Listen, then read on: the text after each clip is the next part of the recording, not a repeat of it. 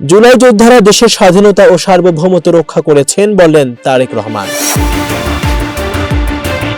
বিএনপির চেয়ারম্যান তারেক রহমান বলেছেন, জুলাই গণ অভ্যুত্থানে যারা শহীদ হয়েছেন এবং যারা আহত হয়েছেন তারা সবাই মুক্তিযোদ্ধা।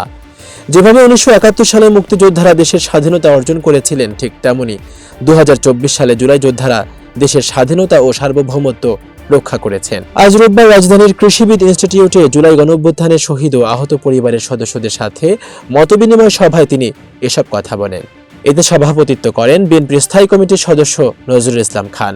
এতে দলের সিনিয়র যুগ্ম মহাসচিব রুহুল কবির রিজভী সহ বিএনপির শীর্ষ নেতারা উপস্থিত ছিলেন। তারেক রহমান বলেন, বিএনপি সরকার গঠন করতে পারলে মুক্তিযোদ্ধা বিষয়ক মন্ত্রণালয়ের আওতায় একটি পৃথক বিভাগ গঠন করা হবে, যার দায়িত্ব থাকবে জুলাই শহীদ পরিবার ও আহত যোদ্ধাদের দেখভাল করা। আমরা হারানো স্বজনকে ফিরিয়ে দিতে পারবো না, কিন্তু তাদের পরিবারের কষ্ট লাঘবে রাষ্ট্রীয় দায়িত্ব অবশ্যই পালন করতে পারবো। তিনি বলেন, 2024 সালের গণ অভ্যুত্থান কোনো দল বা গোষ্ঠীর আন্দোলন নয়, এটি ছিল দল মত ধর্ম নির্বিশেষে সাধারণ মানুষের গণ আন্দোলন।